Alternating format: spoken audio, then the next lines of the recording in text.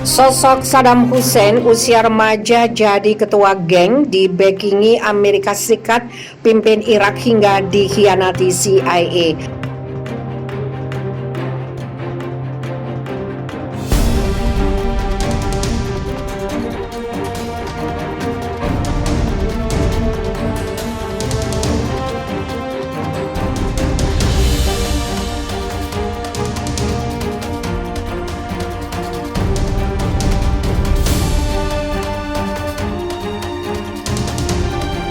Nama Saddam Hussein sosok tokoh yang sangat dikenal dunia. Ia merupakan mantan presiden Irak. Gaya kepemimpinannya yang tegas dan otoriter membuat para lawannya ketakutan. Saddam Hussein sosok yang berani dan paling ditakuti oleh Amerika Serikat. Saddam Hussein yang awalnya dibackingi Amerika Serikat malah berujung sebaliknya. Ia ditangkap oleh pasukan Amerika Serikat pada 13 Desember 2003. Nasibnya pun berakhir tragis, bahkan disebut-sebut di penjara dengan cara tidak manusiawi sebelum dihukum mati. Sebelum ditangkap oleh pasukan Amerika Serikat selama 9 bulan, Saddam Hussein berada dalam persembunyiannya. Ia bersembunyi setelah dikudeta oleh rakyat Irak pada 20 Maret 2003 oleh Amerika Serikat yang melakukan invasi ke Irak. Invasi tersebut didasari atas tudingan Amerika Serikat kepada pemerintahan Saddam. Ia dianggap telah menyimpan senjata kimia. Meski demikian, tudingan itu tidak pernah terbukti. Saddam Hussein jadi ketua geng. Saddam Hussein lahir tahun 1937 di Tikrit. Kehidupan masa kecilnya sangat keras. Dia bahkan sampai membekali diri dengan senjata saat keluar rumah. Ia menjadi jagoan dalam berbagai bentrokan. Usia 16 tahun menjadi ketua geng jalanan. Usia 17 tahun membunuh hingga dipenjara, usia 19 tahun berkomplot menumbangkan monarki, usia 21 tahun melakukan percobaan pembunuhan Perdana Menteri Irak. Dialah Saddam Hussein, sosok keras dan kontroversial yang jadi presiden Irak pada 16 Juli 1979 hingga 9 April 2003. Sebagai pemimpin Irak dan ketua partai Ba'ath, pria bernama lengkap Saddam Hussein Abdul Al-Majid Al-Tikriti ini mengambil kebijakan pan-Arabisme sekuler, modernisasi ekonomi dan sosialisme Arab dalam kepemimpinannya. Saddam dikenal memainkan peran penting dalam kudeta yang dilakukan Partai Ba'ath terhadap Presiden Irak saat itu, Abdul Rahman Arif, pada 1968. Kudeta tersebut dipimpin oleh Ketua Partai Ba'ath Hassan al-Balkh yang lantas mengangkat diri sebagai presiden. Oleh Hassan al-Balkh, Saddam Hussein diangkat sebagai wakilnya, namun kemudian malah menyingkirkan al-Balkh dan menjadi presiden selanjutnya.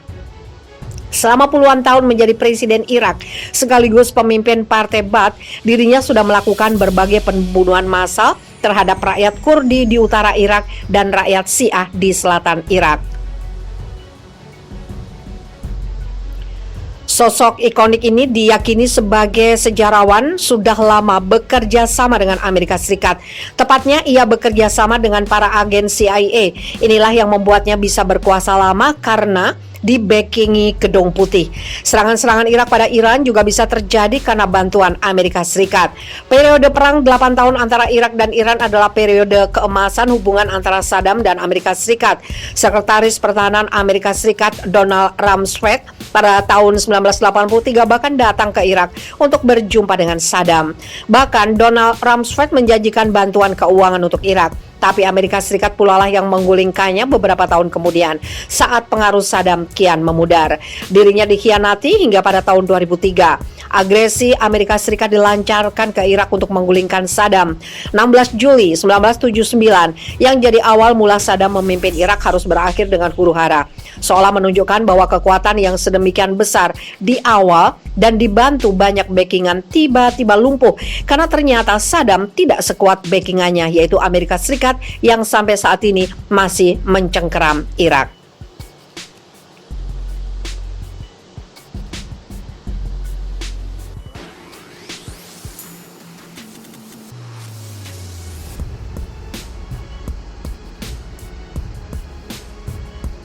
Israel hancurkan pemakaman Kanan terbesar di tepi barat, hina sejarah Palestina. Pasukan Israel membuldoser pemakaman kanan terbesar di Palestina yang terletak di kota Al-Qadir, selatan Bethlehem. Tindakan brutal Israel itu dilaporkan Pusat Informasi Palestina.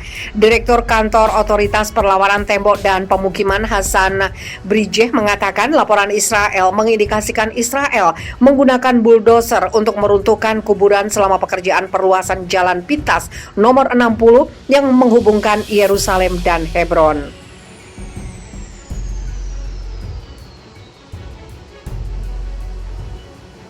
Pemakaman itu diperkirakan seluas 4 dunum atau 1 arse di daerah Kilat Ain al-Asafir, selatan Qadir. Ini adalah serangan terang-terangan terhadap barang antik Palestina menurut hukum internasional dan dianggap sebagai kejahatan perang terhadap rakyat Palestina dan sejarah mereka, papar Brijeh. Otoritas Israel mencoba mengontrol tanah subur di Qadir dengan membangun pemukiman Far Etzion di atasnya. Semua pemukiman ilegal menurut hukum internasional. Israel tidak peduli dengan berbagai kecaman internasional atas aksi brutal dan melanggar hukum tersebut.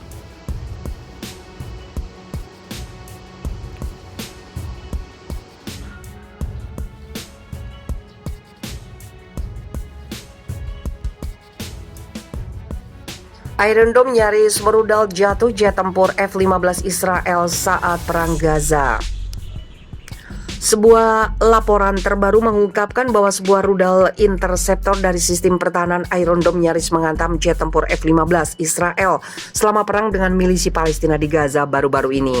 Angkatan Udara Israel pada hari Rabu mengakui insiden yang hampir menjatuhkan pesawat tempurnya sendiri tersebut. Mengutip laporan Channel 12, selama pertempuran Mei lalu, sebuah rudal interceptor dari sistem pertahanan Iron Dome yang ditembakkan ke sebuah roket yang diluncurkan dari Gaza.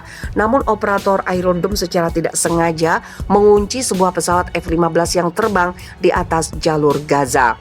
Rudal interceptor itu akhirnya diledakkan oleh operator Iron Dome beberapa saat sebelum mengenai jet tempur F-15. Bahkan pecahan peluru dari misil interceptor menghantam pesawat tempur tersebut. Laporan sedikit berbeda dari Channel 12 mengatakan rudal pencegat itu ditembakkan dengan sengaja ke F-15 setelah salah mengidentifikasikannya sebagai roket Gaza yang menuju ke Israel. Itu adalah keajaiban bahwa tidak ada yang terluka, bunyi laporan tersebut yang dikutip Time of Israel Kamis 15 Juli. Kedua laporan stasiun televisi itu mengatakan IAF mengkonfirmasi insiden tersebut memang benar-benar terjadi dan mencatat bahwa itu terjadi pada puncak konflik selama rentetan berat roket yang ditembakkan ke Israel dari Gaza.